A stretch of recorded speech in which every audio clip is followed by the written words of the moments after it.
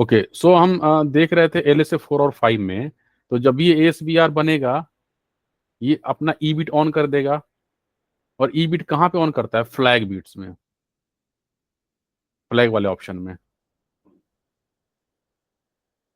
तो ये देखो, जैसे मैंने पैकेट कैप्चर किया ना, आपको यहाँ पे ई बिट दो जगह दिखेगा, ऑप्शंस में भी और ये फ्लैग में भी। ये जो फील्ड होता है ना, ये हम पढ़ेंगे अब आज के लेक्चर में। ई बिट का मतलब यहाँ पे क्या है, ये एक्चुअल होता है जिसके बारे में बात कर रहा है। एलएसए 4 जब जनरेट होता है ना, जो एएसबीआर करता है, जब एएसबीआर कोई राउटर बनता है तो ई बिट यहाँ पे ऑन करता है फ्लैग बिट में।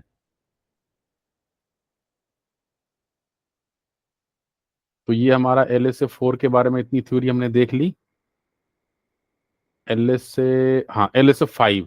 एलएसए 5 के बारे में हमने पढ़ लिया था कि एलएसए 5 क्या होता है। जब हमारा कोई एक्सटर्नल डोमेन कनेक्ट होता है उस पर डोमेन से, तो एलएसए 5। एलएसए 5 के जो रूट्स आते हैं वो E1 E2 राउट से इंस्टॉल होते हैं। E1 E2 में हमने देख लिया था कि E2 में बाय डिफॉल्ट जाता है सीड मैट्रिक 20 होता है, जिसमें जो भी राउटर होते हैं ओएसपी में वो मैनिपुलेट नहीं करता है, वो पाथ कैलकुलेट नहीं करता है, as it is routing table में इंस्टॉल कर लेता है।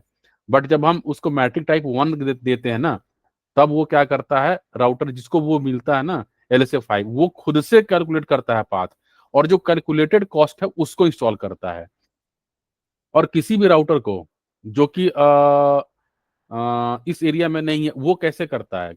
जैसे मान के चलो यहाँ पे R1 है, R1 is not directly connected to the ASBR, so how it will connect the cost of that EIGRP network. तो ये दो स्टेप में करेगा।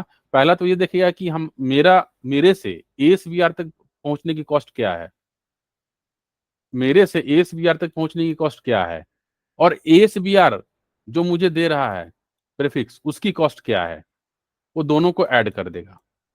तो अब मैंने यहाँ पे इतना आपको मैं ये नोट शेयर कर दूंगा, आप पढ़ लेना।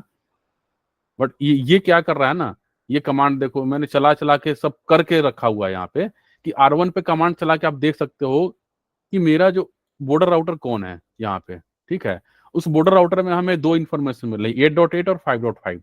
तो हमें 8.8 देखना है, क्योंकि ASBR मेरा ये है और यहाँ पे लिखा भी हुआ है ASBR।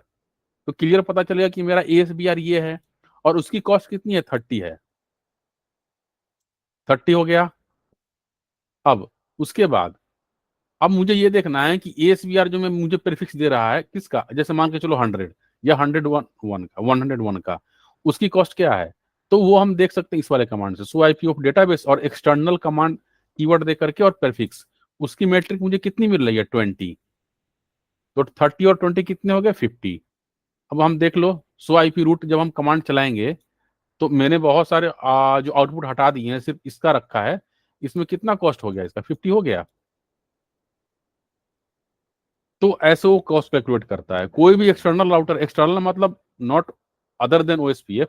ओएसपीएफ में कोई ऐसा राउटर है जो एएसबीआई से डायरेक्टली कनेक्टेड नहीं है, वो ऐसे ही रूट कॉस्ट कैलकुलेट करता है। तो हमने टाइप 4 5 देख लिया, बिट भी उसका देख लिया, कॉस्ट कैसे कैलकुलेट करता है ये भी देख लिया, एएसबीआर कहाँ पे अलाउ है नहीं है ये भी हमने देख लिया। चलो ये काफी हो गया, हमारा 10 मिनट निकल गया आज का। ये स्टब एबीआर और स्टब एएसबीआर, ये हमने कल बात की थी उस दिन। ये एक अलग चीज है कि कैसे हम पाथ को मैनिपुलेट करते हैं, but this is not the part of our lecture. Don't focus much on this part. Let so हमें LSS 7 पढ़ना है आज। तो आज नहीं, नेक्स्ट में पढ़ेंगे। आज हम सिर्फ एक चीज देखेंगे, stub area. What is stub, right? चलिए स्टब एरिया शुरू करते हैं। जैसे देखो हमारा ये ओएसपीएफ डोमेन है, ये मान के चलो हमारा हेड ऑफिस है। हमने क्या किया, एक रिमोट लोकेशन पे अपना कोई ब्रांच एस्टेब्लिश किया, और आईएसपी से हमने एक लिंक ले लिया कनेक्ट करने के लिए। रिडेंडेंसी पर्पस के लिए दूसरा भी लिंक ले लिया हमने आईएसपी से, और दो रिडेंडेंट पाथ से हमने उस ब्रांच को कनेक्ट कर लिया, और हमने नेबरशिप बना ली और रीचेबिलिटी बन गई, राइट? बट यहाँ पे हमारा ना, हमारा इंटरप्राइज कंपनी हमारी बहुत बड़ी है, हमारा इधर भी चल रहा है और बाहर हमारा इधर ऑटोनोमस सिस्टम से भी कनेक्टेड है। तो अगर एवरीथिंग इज फाइन, और वर्किंग नॉर्मली। सो R11 को एरिया 1 से भी रूट आएंगे, एरिया 0 को भी रूट आएंगे, और ये LSA 5 भी आएगा। एक्चुअली अभी हम एरिया 2 कंसीडर नहीं कर रहे हैं और ये वाला EIGRP 200 कंसीडर नहीं कर रहे हैं। ये फ्यूचर लैब के लिए है, फ्यूचर पॉइंट पार्ट के लिए है। अभी हम इसको कंसीडर नहीं कर रहे हैं, तो आप उन दोनों को भूल जाओ अभी। अभी हम सिर्फ कंसीडर कर रहे हैं ये वाला एरिया 1, एरिया 0, EIGRP 100 और एरिया 3। तो एरिया 3 को अभी LSA 3 आ रहा होगा, एरिया 1 का LSA 3 और एरिया 0 का LSA 3। LSA 5 आ रहा होगा EIGRP 100 का, और LSA 4 आ रहा होगा, क्योंकि एरिया 3 ASBR से डायरेक्टली कनेक्टेड नहीं है। तो ये जो ABR है ना दोनों, इसको ASBR की इंफॉर्मेशन दे रहे होंगे LSA 4 के फॉर्मेट में, राइट? ठीक है। तो अब ये ब्रांच हमारा जो है ना, ये हमने देख लिया कि इसको सारे रूट्स मिल रहे होंगे, दैट्स फाइन, राइट? इधर भी कुछ भी नहीं है, इधर भूल लो अभी। अब क्या हुआ ना, क्योंकि ये हमारा रिमोट ब्रांच था, हमारा बजट उतना अच्छा नहीं था, तो ये राउटर हमने जो लिया था ना, वो हाई एंड का कॉन्फ़िगरेशन का राउटर नहीं था, लो एंड कॉन्फ़िगरेशन का राउटर था। अब बट हमारी कंपनी बहुत बड़ी है, तो इसको ना बहुत सारे रूट्स मिलने लगे, और इतनी ज्यादा रूट्स और डेटाबेस का साइज इतना ज्यादा हो गया ना कि ये राउटर उसको ढंग से हैंडल कर पा नहीं पा रहा था। ये राउटर की परफॉर्मेंस डाउन होने लगी, और राउटर परफॉर्मेंस डाउन होगी तो यूजर एक्सपीरियंस भी स्लो होगा। तो हमने सोचा, अच्छा वो हम देखेंगे देखेंगे कि कैसे डाटाबेसेस का ज्यादा हो रहा है, कहाँ से आ रहा है। ऑब्वियस हमने देखा हुआ है पहले, लेकिन अभी फिर से रिपीट कर लेंगे हम। ठीक है, चलो अब देख ही लेते हैं। ठीक है, तो हम चलते हैं कहाँ पे, लैब पे अपने। तो हमें देखना था R11 पे, R11 पे कहाँ से क्या डेटाबेस आ रहे हैं। और तो ये हमारा कहाँ के ये रहा R11। तो IPOSPF डेटाबेस, इस पे देखो समरी LSA 3 आ रहे हैं बहुत सारे। ये R1 के सारे LSA हैं, ये R2 के हैं, और R3, R4, 6, 7, 8, और ये सारे जो नेबर्स के बीच में जो लिंक्स है उनकी इंफॉर्मेशन है। और ये LSA 4 है, ASBR की समरी, ASBR की नॉलेज के लिए। और LSA 5 है जो EIGRP 100 से आ रहे हैं, राइट? इतने सारे डेटाबेस टेबल बने हुए हैं। और एक चीज और देखना, यहाँ पे कोई भी एक लिंक की जो इंफॉर्मेशन आ रही है ना, वो दो टाइम आ रही है, दो कॉपी आ रही है, क्योंकि हमारे पास दो SBR हैं, 9 और 10 दो। तो ये R11 को जो भी LS से मिलेगी ना, R9 से भी मिलेगी, R10 से, तो इसकी दो कॉपी मिलेगी। तो इस वजह से भी इसकी डेटाबेस ज्यादा हो रही है, और नो डाउट कि बहुत सारे एरियाज हैं, और ये तो एक लैब इन्वायरमेंट है, इसलिए जो मैनुअली जितने बनाए उतना ही आ रहे हैं। एक्चुअल में बहुत ज्यादा बड़ा हो सकता है। तो हम ये देख रहे हैं ना कि कहीं इसका ये कितना बड़ा डेटाबेस है। अब हम इसका करते हैं सो IP रूट, इसका राउटिंग टेबल देखते हैं। इसकी राउटिंग टेबल देख रहे हैं कितना बड़ा है। तो हम कुछ ऐसा कर सकते हैं कि जिससे इसका डेटाबेस साइज रिड्यूस हो जाए, राउटिंग टेबल भी रिड्यूस हो जाए। तो उसके लिए ही होता है स्टब एरिया। उसमें हम क्या कर सकते हैं ना, एरिया 3 को हम स्टब एरिया बना सकते हैं। जब एरिया 3 को स्टब बना देंगे ना, तो इसमें LSA 4 और 5 फिल्टर हो जाएगा, मीन्स LSA 4 और 5 नहीं जाएंगे। तो LSA 4 और 5 था किसके लिए? एक्सटर्नल राउटिंग के लिए। तो जब ये राउट आएंगे नहीं, तो ये एरिया 3 EIGRP तक पहुंचेगा कैसे? तो जब हम एरिया 3 को स्टब बनाते हैं ना, तो ASBR बाय डिफॉल्ट एक इसमें डिफॉल्ट राउट इंजेक्ट कर देता है।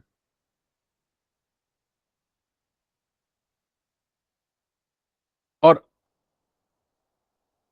उस डिफॉल्ट रूट से क्या होगा, जब डिफॉल्ट रूट R11 पे इंस्टॉल हो जाएगा, तो इस डिफॉल्ट रूट के थ्रू ये अपने OSPF डोमेन में कहीं भी कम्युनिकेट कर सकता है। तो स्टब बनाने से LSA 4 और 5 फिल्टर हो जाते हैं। तो जब हम इसको स्टब बनाएंगे तो इसमें कौन से LSA आएंगे? LSA 1 तो आएगा ही आएगा, क्योंकि इसका अपना LSA है। LSA 2 आएगा क्योंकि ये DRBDR वाला कॉन्सेप्ट है। LSA 3 आएगा। तो ये 3 LSA इसको रहेंगे।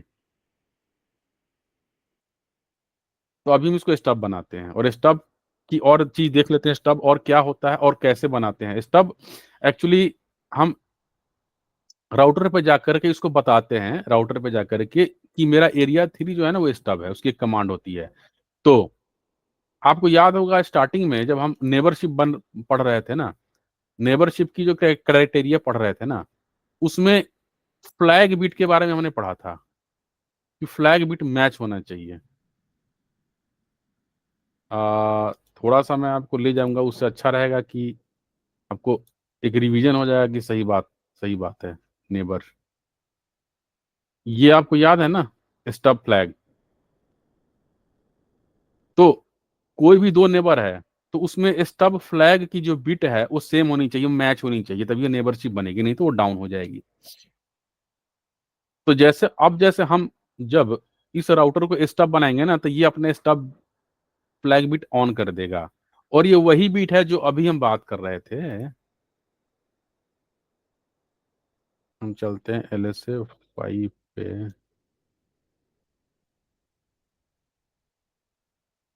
LSA 4 पे देखो, ये जो है ना external routing capable, this is about stub. तो अगर ये बिट ऑन है, अभी भी आप अगर पैकेट कैप्चर लोगे ना, तो ये जितने भी राउटर हैं सब पे ई बिट ऑन होगा। मतलब ये राउटर ये बोल रहे हैं कि I am capable of external routing, means I am capable of taking LSA 5। E bit on होने का मतलब है कि उस एरिया में LSA 5 अलाउ है। तो जैसे ही हम इस एरिया को स्टब बनाएंगे, इस एरिया में जितने भी राउटर होंगे वो अपना ई बिट 0 सेट कर देगा। ई बिट कौन सा? ASBR वाला नहीं, एक्सटर्नल राउटिंग वाला, ये एक्सटर्नल राउटिंग कैपेबल। अगर इसको ये 0 कर देगा तो नो हो जाएगा। नो का मीन्स क्या? कि LSA 5 अलाउड नहीं है। तो जैसे ही हम इसको बनाएंगे, LSA 4 और 5 फिल्टर हो जाएगा। और LSA 4 होता क्यों है? LSA 5 के लिए, ASBR की समरी के लिए। तो LSA जब 5 ही नहीं आएगा तो LSA 4 की जरूरत क्या है? तो हम इसको बनाते हैं स्टब। तो हाँ, अब हमने 3-4 चीजें देख ली, अब उसका हम देख लेते हैं थ्योरिटिकल पार्ट। हाँ, स्टब में क्या होता है? 4 और 5 फिल्टर हो जाता है। ABR क्या करेगा? एक डिफॉल्ट रूट जनरेट कर देगा LSA 3 के फॉर्म में, और उसी डिफॉल्ट रूट से फिर वो बाहर रीचेबल होगा। बैकबोन को स्टब नहीं बना सकते हैं। वर्चुअलिंग जब पढ़ेंगे ना, तो उसमें देखेंगे कि जब हमें वर्चुअलिंग कॉन्फ़िगर करना होगा ना, तो उस एरिया को हम स्टब नहीं बना सकते जहां पे वर्चुअलिंग चल रहा है। Will set E bit 0। जब कोई एरिया हम को स्टब बनाएंगे ना, तो ये वाला ई बिट है ना, उसको 0 सेट कर देगा। ASBR is not allowed in the stub area, ये देखेंगे, ये इंपॉर्टेंट पॉइंट है। ASBR not allowed in stub area. ठीक। ये कमांड होती है। राउटर पे जाएंगे, IS/IP/OSPF1 एरिया 3 एरिया 1 स्टब। अब देखो, हम यहाँ पे R11 पे हमें स्टब बनाना है। हम R11 पे जाते हैं। अभी हमने ये देख लिया है, इसका डेटाबेस साइज और IP राउटिंग टेबल देख लिया हमने। अभी इसको LSA 3 तो आएगा ही आएगा, LSA 4 और 5 दोनों आ रहे हैं। हम जब इसको स्टब बनाएंगे ना, तो ये दोनों डेटाबेस फिल्टर हो जाएंगे।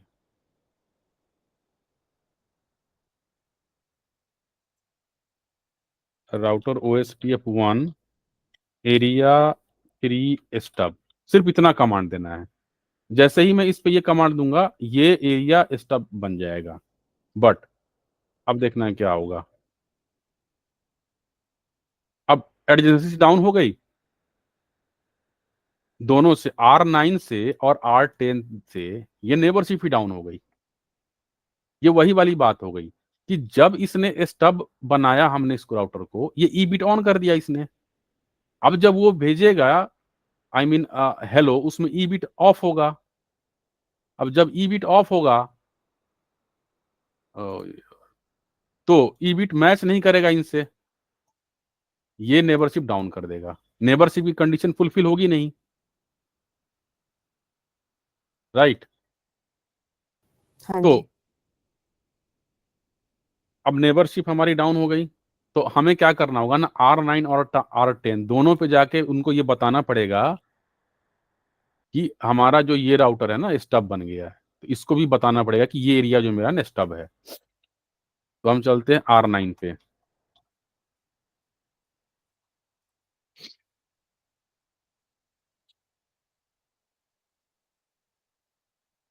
राउटर OSPF1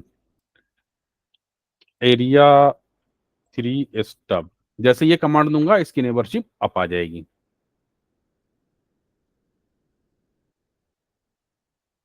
आ गई। अब R10 पे चलते हैं। रिकॉर्डिंग ऑन है ना?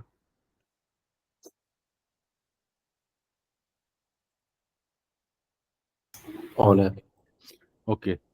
अब हम R10 पे जा रहे हैं, उसमें भी जाएंगे राउटर OSPF एरिया 3 स्टब, इसका भी नेबरशिप अप आ जाएगी। आ गई। यार OSPF तो बहुत फास्ट है यार, बहुत पहले मैंने पढ़ा था कि OSPF थोड़ा स्लो है। टाइम के साथ बदल गया ये भी। पता नहीं, ये तो बहुत मस्त लग रहा है मेरे को यार, इतना फास्ट है, मतलब पूरी neighbourship within second up आ गई। ठीक है। अब क्या हुआ, हमने बस इतना ही करना है, इतना करने ही हमारा R11 स्टब बन गया। अब हम R11 पे चले वापस, देखें कि क्या हुआ इसकी डेटाबेस के साथ, जो हम चाह रहे थे हुआ कि नहीं हुआ। इसका डेटाबेस का साइज रिड्यूस हुआ कि नहीं हुआ। LSA 3 आप देखो, LSA 4 नहीं आ रहा है, LSA 5 नहीं आ रहा है, ये वाला LSA नहीं आ रहा है ना। अब मान के चलो यहाँ तो हमारे पास 5-6 नेटवर्क ही हैं, लेकिन मान के चलो ये भी कोई बहुत बड़ी कंपनी रही होती जिसका अपना बहुत बड़ा नेटवर्क होता, तो यहाँ की राउटिंग टेबल ही भरी पड़ी रहती यहाँ पे, तो वो तो कम हो गया ना। हाँ जी। बट अब EIGRP जो डोमेन है उसके रूट तो आ नहीं रहे हैं, वहां तक पहुंचेगा कैसे? उसके लिए हमने क्या देखा था कि जो ASBR है वो एक डिफॉल्ट रूट LSA 3 के फॉर्मेट में इंजेक्ट कर देता है, तो हमें दो डिफॉल्ट रूट मिल गए। और चूंकि दो SBR है इसलिए, सॉरी, दो ABR है इसलिए दो डिफॉल्ट रूट आ रहा है। सो IP रूट। अब यहाँ पे 172 का नेटवर्क नहीं आ रहा है जो कि पहले आ रहा था।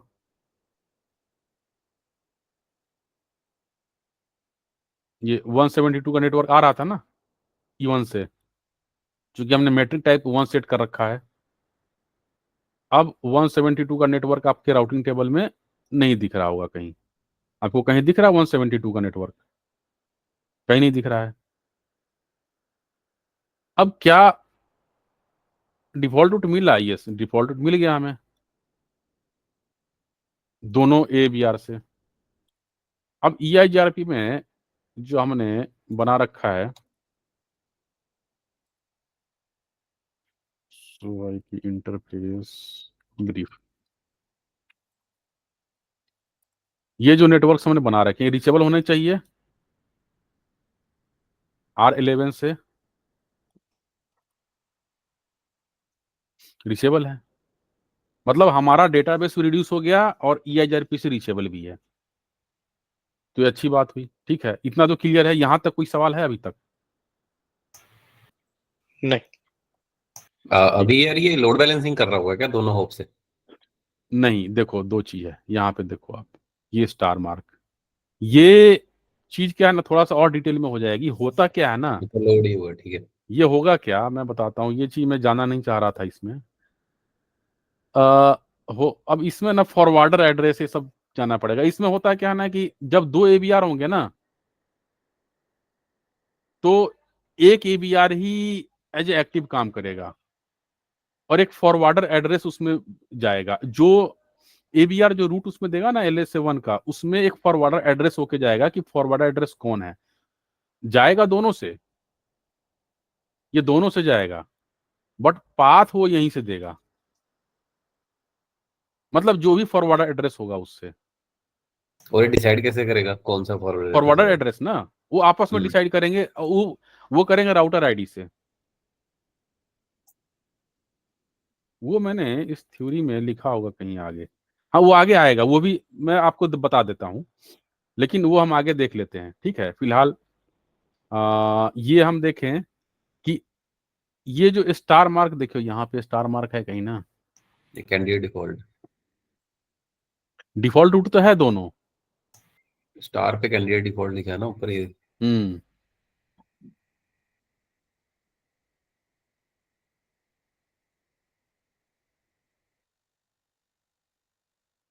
तो हमारा जाएगा इससे, राइट। तो ये हमारा स्टब हुआ। अब एक टोटली स्टब पढ़ लेते हैं, सिंपल सी चीज है ना, कि अभी भी आप देख रहे हो ना R11 पे अभी भी LSA3 तो आ ही रहा है ना।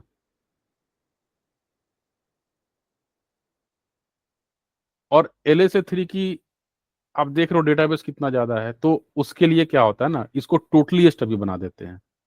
स्टब बनाने से LSA4 और 5 फिल्टर होंगे। टोटली स्टब बना देने से ना 3 भी ब्लॉक हो जाएंगे, 3 भी फिल्टर हो जाएंगे।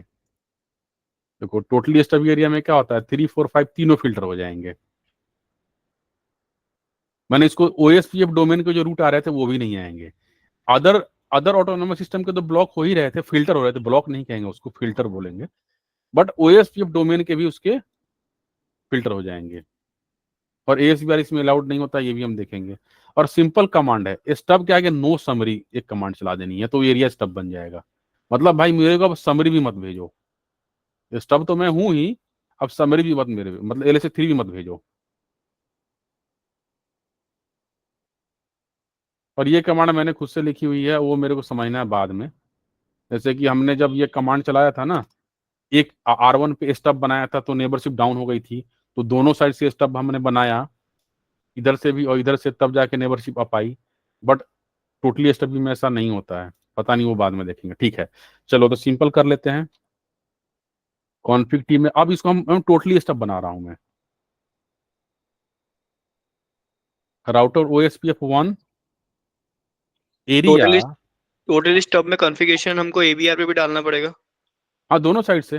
पहले AVR पे डालते हैं, मेरे को ये देखना है कि डाउन जाता है तो दूसरे वाले पे स्विच डाउन करें। नहीं जाएगा, डाउन नहीं जाएगा, मैंने देख लिया है। ओके। वो मेरे को देखना है कि डाउन क्यों नहीं जाता है, क्या रीजन है। बट वो मैंने ऑलरेडी दे लिया। देखो देखो ना, मैंने ये क्या लिखा हुआ है, वो मेरा एक क्वेश्चन है खुद का। Neighbourship will remain up by configuring no stub summary on one neighbour. अगर सिर्फ एक नेबर पे हम कॉन्फ़िगर कर देना तो नेबरशिप अप ही रहेगी। तो area 3 stub no summary R11 पे हमने कर दिया। ठीक है, अब इसको मैंने नो समरी कर दिया। अब देखता हूँ, पहले देख ही लेता हूँ इस पे क्या है। सो IP OSPF LSA3 अभी भी तो आएंगे ही आएंगे, क्योंकि सिर्फ इसी को बनाया है ना। अब R9 नो समरी R9 पे कर दिया और R10 पे कर दिया।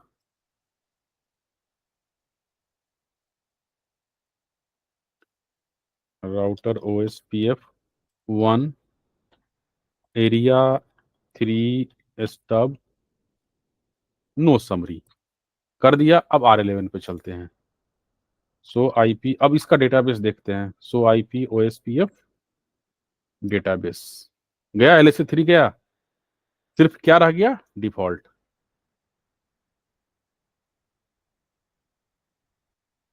सो IP रूट, मस्त चीज है ना, सारी चीजें गई। कितना शॉर्ट हो गया इसका राउटिंग टेबल, डेटाबेस बिल्कुल शॉर्ट। एक सिर्फ डिफॉल्ट रूट रह गया, जो कि LSA3 के फॉर्म में हमें आ रहा है। रीचेबल है क्या EIGRP तक 172.16. 101.1 यस रीचेबल है, डिफॉल्ट रूट है। ये हमारा टोटली स्टब हो गया, समझ गया ना, स्टब और टोटली स्टब। हाँ जी। हाँ जी, अब कोई क्वेरी यहाँ तक सिर्फ, अभी तो नहीं। ठीक है, तो रिकॉर्डिंग स्टॉप कर दें? हाँ जी, कर दो। हम्म।